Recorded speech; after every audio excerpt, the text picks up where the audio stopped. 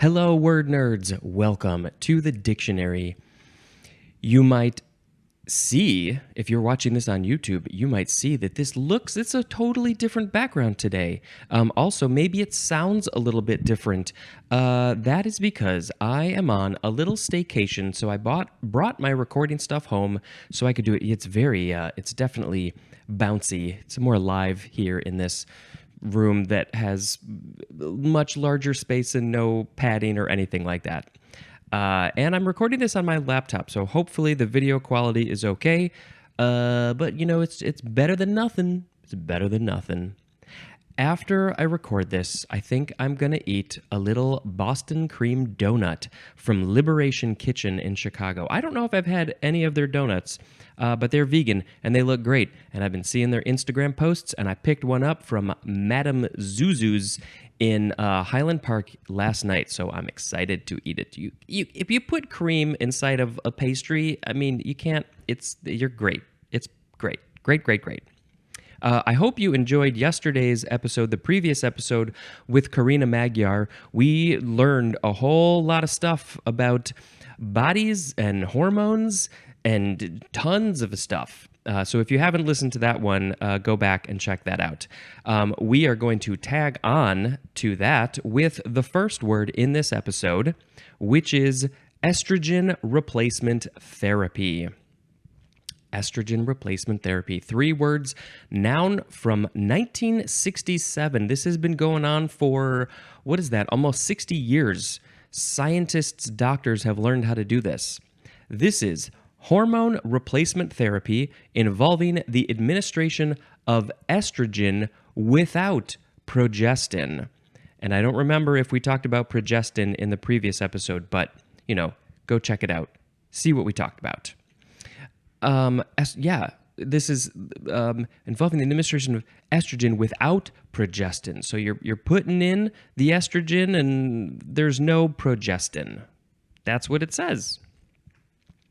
I need to make a sound effect. It's very warm in here. I apologize if I start to sweat. I don't know if you can see it, but boy, my forehead is so sweaty for some reason. Let's see. What would be a good... I totally forgot to read through these words, which I usually do, so that's going to be a fun experiment today. My sound effect is going to go tick, tick, tick, tick, tick, tick. The next word is estrone. This is a noun from 1933. It is a natural estrogenic hormone that is a ketone, C18H22O2, found in the body chiefly as a metabolite of estradiol, which I believe we talked in the previous episode. Yes, we did. There it is, estradiol. That is also secreted especially by the ovaries, and that is used to treat various conditions as ovarian failure and menopausal symptoms relating to estrogen deficiency. So yes, I think we talked about this when you go through menopause. Everybody goes through some form of menopause, but especially women, people who were born with a uterus and, of course, ovaries. So as the there's less and less eggs, that means that there's less and less estrogen and hormones being put into the body.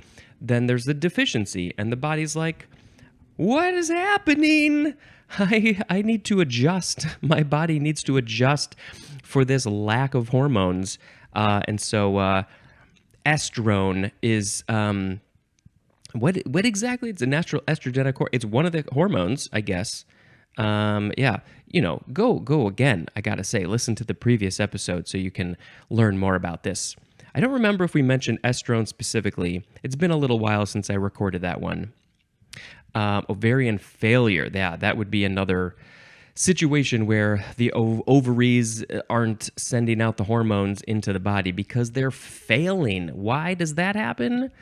It's just maybe genetics, diet, exercise, sleep, stress, lots of factors probably. This word is from estrane, which was that one we had estrange. That's different. No. So I think estrane must be a more scientific word that doesn't get to be in the dictionary. Next is estrus, estrous,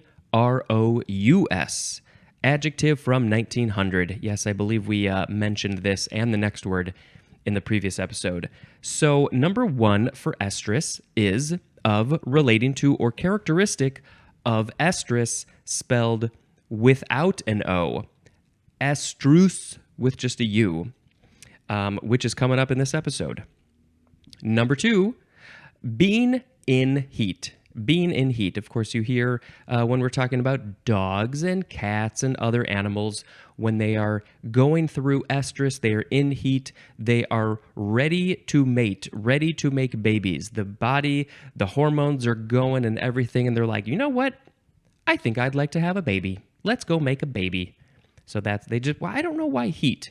What's with it? You're getting hot and heavy when you're in estrus? Yeah. I think we talk about this word. I think this word gets used for all sorts of animals, including humans. Like, tick, tick, tick, tick, tick, tick. Estrus cycle, 2 words. Noun from also 1900. This is the correlated phenomena of the endocrine and reproductive systems of a female mammal, from the beginning of one period of estrus, spelled with a US, to the beginning of the next. And then this is called also estral with an L, estral cycle, or estrus cycle without the O. Why we have these 2 words that are spelled just a tiny little bit different is a little bit weird and frustrating. Maybe there's a good reason. So this is female mammal. We're talking about specifically mammals who are females who are mammals. The beginning of one period to the next. So the beginning of one period of estrus to the beginning of the next. So that would include the estrus of the first one, and then the time when you're not on estrus, when it's like your period, you're not on your period, you're not going through your menstrual cycle, and then right up until the next one starts. That's one estrus cycle.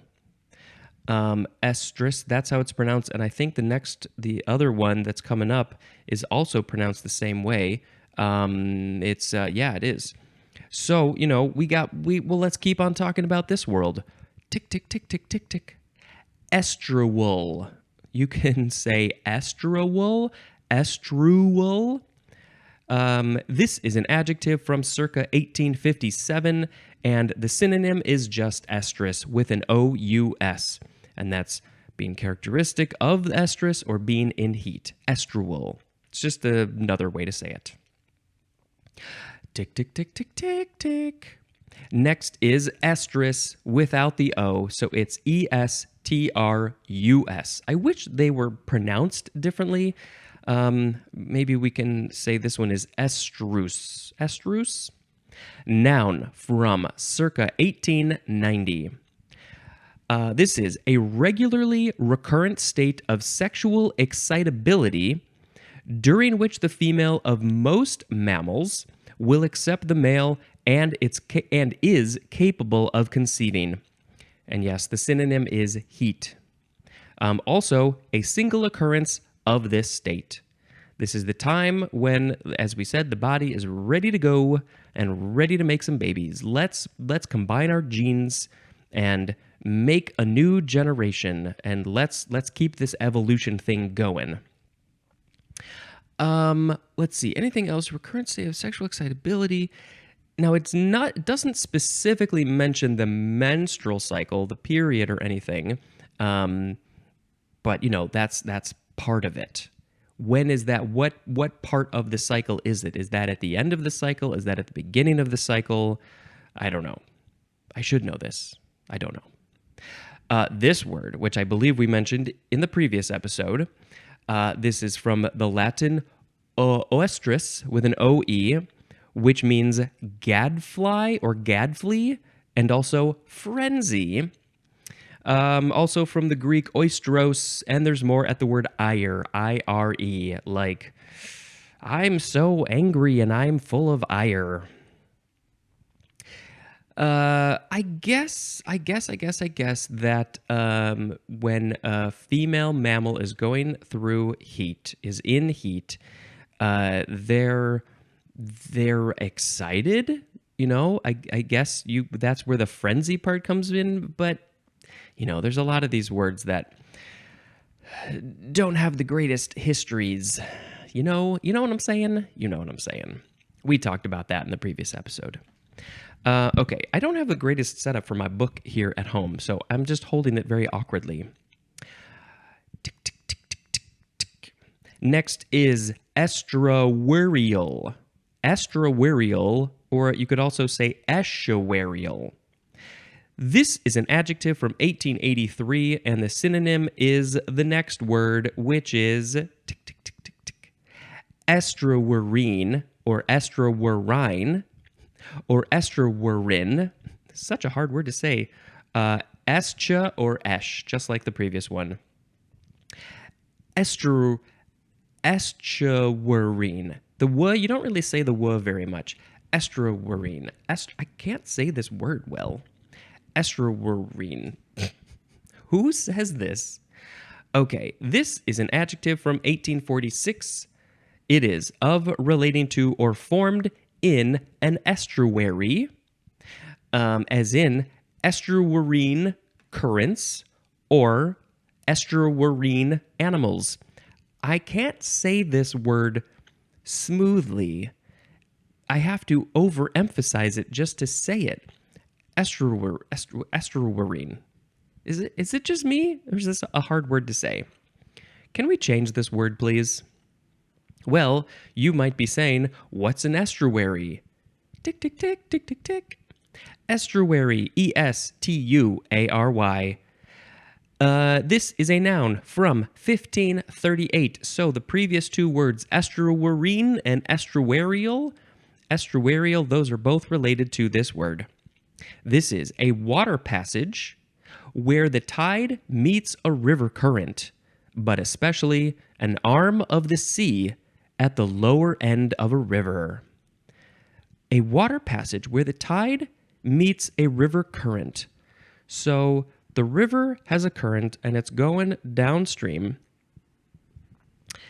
And I feel like I need to see a picture of this. I mean, I've heard of these for sure. A water passage where the tide meets a river current. So is this where like the river and the sea meet?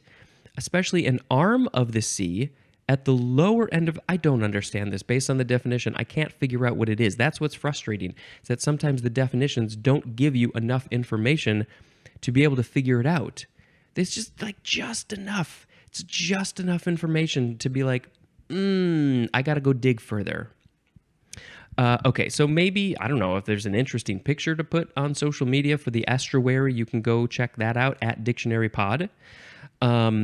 Now, this word is from the Latin aestus, which means boiling or tide, also akin to the Latin aestas, which means summer, which we had in the previous two episodes. We had estivate and estival and estivation. That's all about summer. So something about summer. I don't know, like when the summer comes around, everything is melting, and then the rivers are going, and the tides are going, and the seas are going, the water's like rah, rah, rah, rah, rah. And then you got an estuary. Yeah. Tick, tick, tick, tick, tick.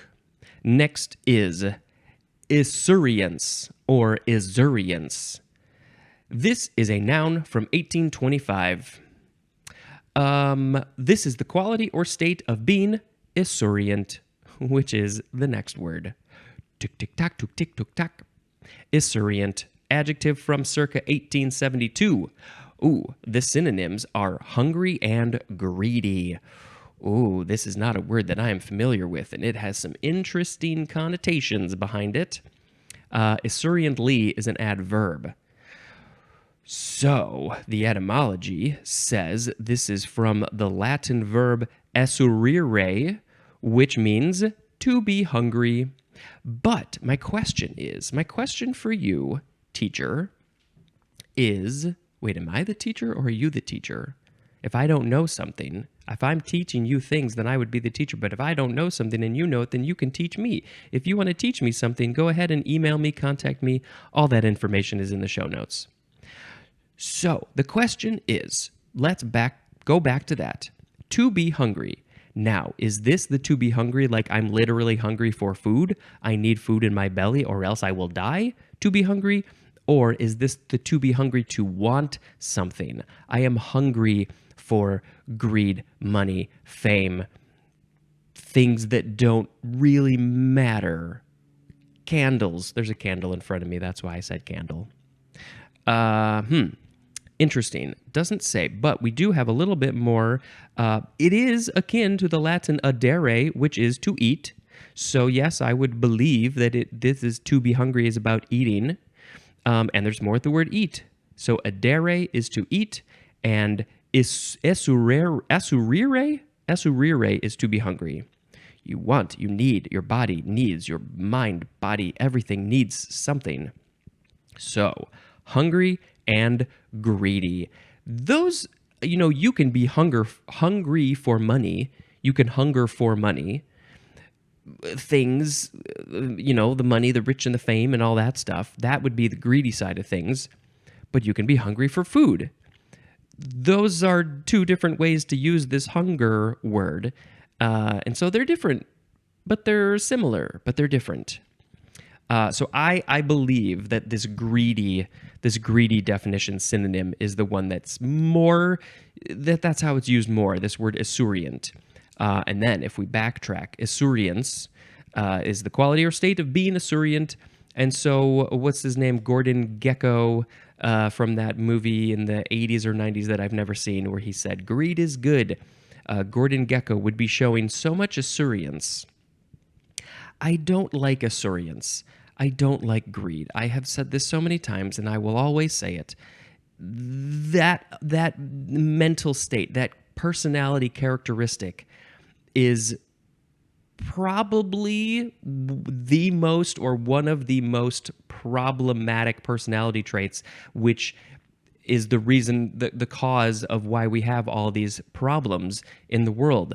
I need money, I need space and land, and we are going to take over and control. We need more, we need this empire, whatever it is.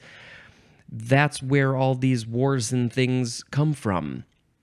And, wars, that's one thing. But then, of course, it's, big old corporations and CEOs making millions and millions of dollars when they're not paying a lot in taxes, when their people can barely live on what they make. So they have to have 3 jobs and go on food stamps and things like that.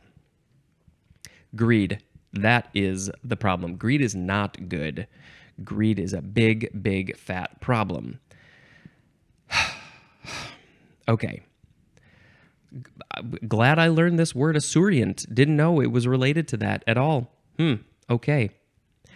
Well, that was the last ES word, everybody. I'm so sad to let go of the ESs, but we now have to go into the ETs. The ETs, the extraterrestrials. And this is going to be a fun, long section. Here we go. Et, ET. This is the dialect past and past participle of eat. So in some parts of the world or the country, instead of saying eat, they say what? I ate instead of I ate. They say I ate. Yeah, I could see that in some places. Tick tick tick tick tick tock tick tock tick tock tick tick tock. ET again with a capital E. This is an abbreviation for ethyl. ETHYL. And I looked ahead to the next page, and there's a lot of ethyl words. I'm going to be very confused by that whole section. Tick, tick, tick, tick, tick, tick, tick. ET again. This is both caps. First form. You emphasize both letters. ET, noun, from 1981. That seems suspicious. The synonym is extraterrestrial. Now, 1981. I believe the movie E.T. came out in 1982. So was this term created for the movie? Was it created and then Spielberg was like, wait, I gotta make a movie real fast now that this word exists? It's not that the word extraterrestrial was invented in 1981. It was shortening it to ET is 1981. Were people, did that not exist before 1981? That seems odd. But hey, maybe. I don't know. Tick tock, tick tock, tick tock. ET again, all caps, second form. Abbreviation for Eastern Time. Well, I don't know how that's different from EST, Eastern Standard Time. Is this Eastern Time? Is that one of the time zones in some other part of the world? They just say Eastern Time? I have no idea. Let's put a link in the show notes for all the time zones so you can go learn those. Tick, tick, tick, tick, tick. We have ET again, but this one is a suffix. It's coming at the end of a word. Et. First form. This one is the noun suffix, and it means small one, as in baronet. Baronet. A little baron. A child baron. The child of a baron is a baronet. This is a podcastet, because it's just a little podcast, not in terms of how many minutes and episodes it has, in terms of how many viewers it has. Also, cellaret. It's like the cellar, like a basement, but a little tiny itty bitty cellar where you can't store anything. You can only put a box. That's a little cellaret. That's it for that one. Well, it looks like it comes from the Latin itus or ita, which, like what? Margarita? Is it a little Margaret? I don't know. Tick, tick, tick, tick, tick, tick, tick. The second form of the suffix et is also a noun suffix. This one means group, as in octet. Now, it says, the etymology says it's from duet. Is that really where it came from? They were like, well, what do you call two people performing together? There's two of them. It's a duo. We'll call it a duet. And then if they were like, well, okay, well, what if we added a third person and a fourth person and a fifth person? Then well, I guess we can use the et suffix again. What's the three? A triet? No. A triad? What do they call three people playing together? I mean, a quartet is a quartet. That's four. Quintet, sextet, septet, octet, non-et. But what's three? Why can't I think of what this is? A triangle, a triet. It's got to be something different, though. A trio. But why don't they use et? Oh, English, you're so stupid. Okay, the next word. Tick, tick, tick, tick, tick, tick. This is, it's eta. Eta, that's how it's pronounced. But in Britain, and I'm not in Britain, but in Britain, they pronounce it eta. Eta or eta, and it is spelled eta. This is a noun from the 15th century. This is the 7th letter of the Greek alphabet, and it says to see the alphabet table. So what do you got? Alpha, beta, delta, gamma. That's 4, but I don't know what goes after that. I don't know the order of all them. And then eta or eta is the 7th one. But it starts with an E, so in English you would think that it would be the 5th one, but it's the 7th one. There's not a perfect 1-to-1 ratio from Greek alphabet to the English alphabet. You just got to deal with it. That's what I tell myself every morning.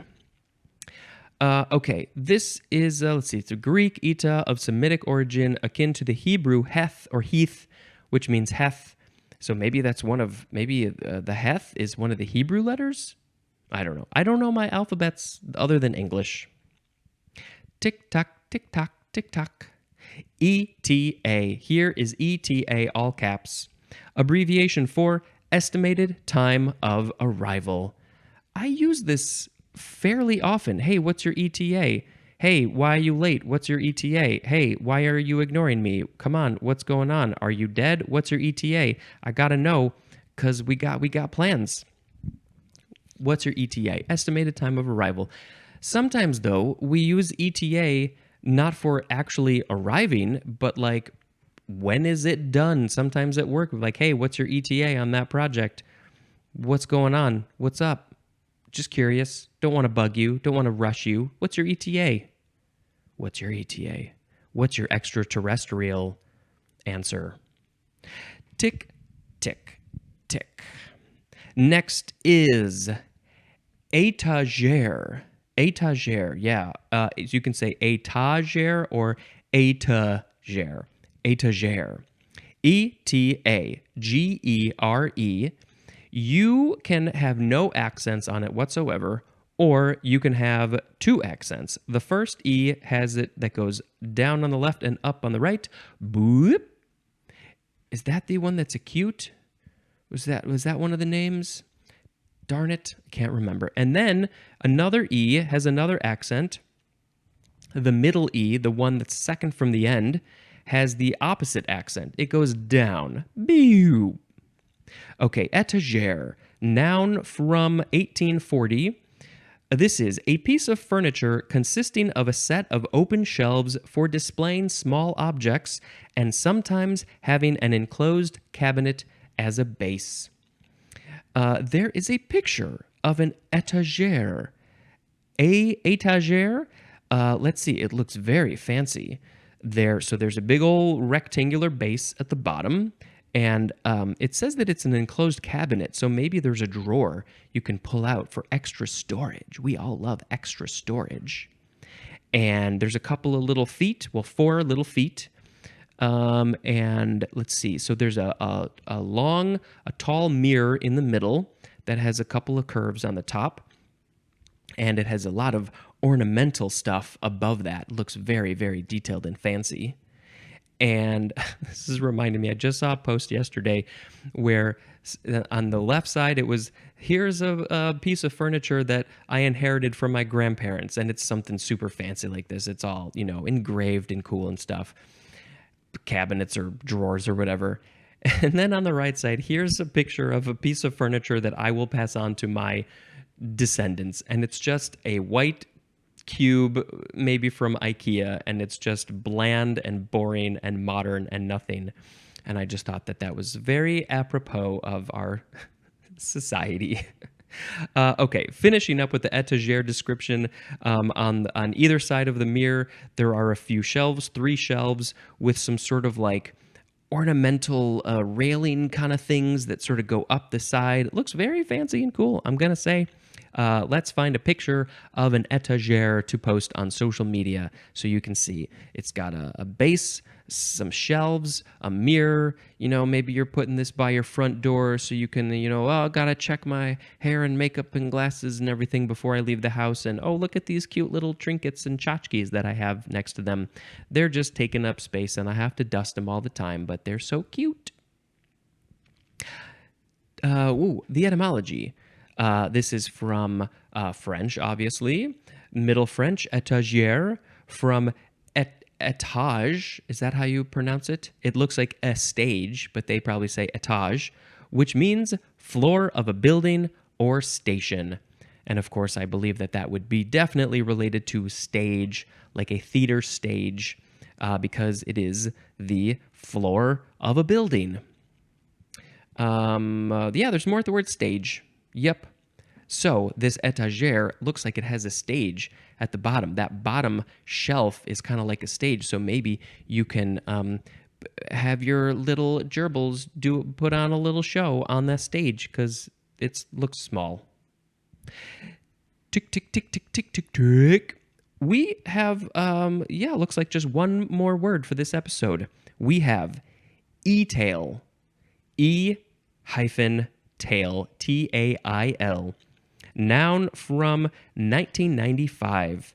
This is retail business conducted online via the World Wide Web.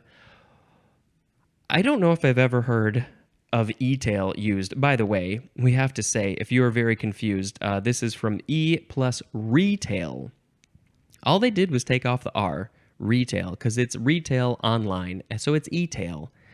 It's not an electronic tail. that you put over your butt. E-tailer is a noun, and e-tailing is also a noun.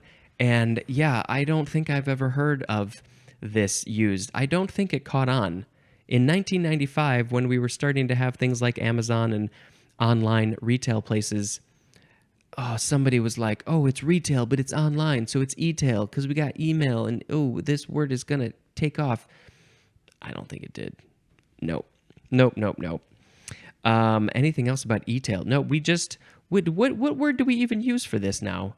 It's just online shopping. It's e-business. I don't know. It's just normal shopping for most of us. Yeah. What else? Anything to say about e-tail? Nope, I don't. We do it. We all do it. We all are shopping online, and we're making those people deliver us our packages in 5 minutes. If you haven't got it to me in 5 minutes, I'm going to be super pissed. No, I definitely try to push the delivery date further back so they don't have to rush. That doesn't change the fact that they're still rushing and still working long hours and still have not great conditions and still aren't unionized. But at least, I think if more of us do this, if more of us put in longer delivery requirements, maybe it'll slow things down. We don't always need things immediately. Sometimes, yes, but not all the time. Okay, let's pick a word of the episode. We had estrogen replacement therapy, estrone, estrus, estrus cycle, estrual, estrus, estuarial, estuary, estuarine, estuary, esurience or esurience, esurient, et, eta,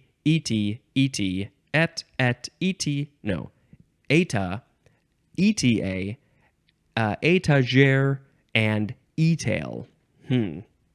This is hard. I mean, I'm a little tempted to pick the extraterrestrial, kind of tempted to pick esurient.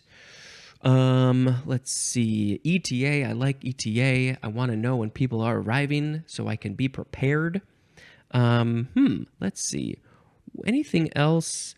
No, I don't think so. So which one, Spencer, which one are you going to pick? Let's pick esurient so we can all learn more about this word, and it's about greedy. I don't like esurient. I don't like esurience. Esurience is really stupid. Don't be greedy. That's what I got to say. I don't have a movie to tell you about. I watched most of a movie yesterday, but I didn't get a chance to finish it. I think I'm actually watching 2 movies tonight. So I will definitely have some movies to talk about in the next episode. Behind me, I went the wrong direction. This is a piece of art that my dad made. And so if you are interested in his art, he has a whole variety of styles. This is wood, wood with layers of wood on top. And he has done a lot of other just normal acrylic paintings, oil paintings on canvases, big ones, little ones, like 4x4. He's done like wire work. It's like so many different weird, really cool things. So it's been really cool to watch him evolve as an artist. And so you could go to, I will put the link in the show notes. I'll confirm that it's correct, but I believe it is jimparks.com, and you can check out his work and you can buy it. You can't buy this one because I took it, but you can buy his other stuff. Okay, that's the end of the episode. Thank you very much for tuning in, turning that dial to the dictionary station, and until next time, this is Spencer dispensing information. Goodbye.